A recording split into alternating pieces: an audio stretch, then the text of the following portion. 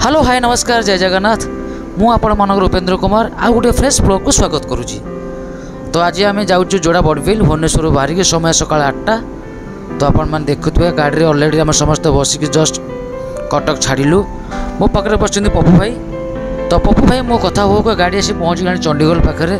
तो आप देखिपे एपट साइड टे वर्षा हो जाए जेहेतु लघुचाप लगी तो वर्षा कंटिन्यू चली मॉर्निंग रु। तो आम गाड़ी जाऊँ। अरे बाप रे एत जोर वर्षा नाचिले आप देखो बहुत जोर वर्षा नाची।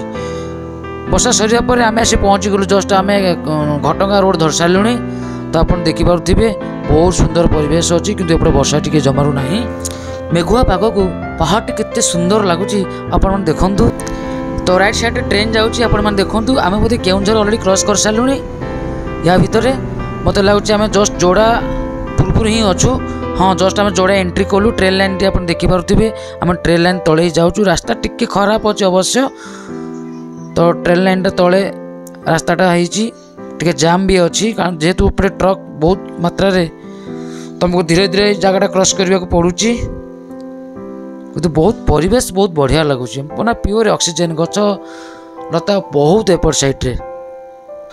तो चाहूँ चाहूँ आम बर्तमान जोड़ा रास्ता पहुँचलु। लेफ्ट साइड जो गेटा देखा जाऊँ आपण मानू से रास्ताटा हूँ जोड़ापी किंतु आम राइट जीवु सीधा जीवु आम बड़बिल। तो एपट रास्ता बर्तमान चकाचक रास्ता माने पूर्व अपेक्षा एपट रास्ता एते सुंदर बढ़िया लगुच रास्ता घाट एपट देखिकी। भ्यूटा तो बढ़िया लगे देखो मस्त लगे देखो जैसे लगे रास्ता नहीं सरला ये ना पहाड़ आम पाख से लगे बढ़िया लगे।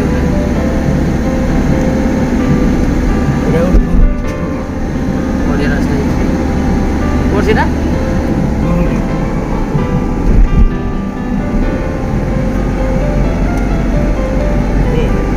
बड़ा नहीं बड़ा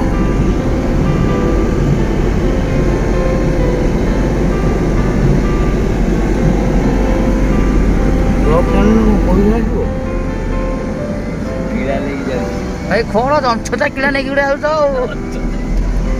तो फाइनाल आम कोयडारे पहुँचलु। माने गाड़ी देखी जापर गाड़ी हालत कौन अच्छी पूरा धला थिला पूरा नाली हो जाए। भाग्य भल मु कला गंजरा पिंधिक जाइए ना मु भी फुल नाली हो जाती।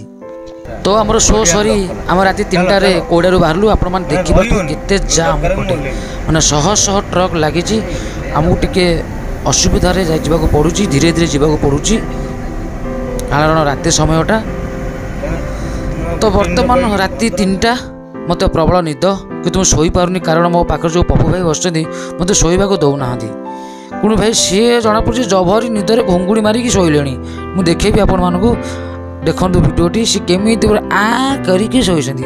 ठीक अच्छे भाई आप आराम से शुंतु किंतु आज ब्लॉग को मुझे रखुच्छी। जदि ब्लॉगटी आप भल लगुए कमेंट लाइक शेयर करेंगे। आज्ञा रोची नमस्कार।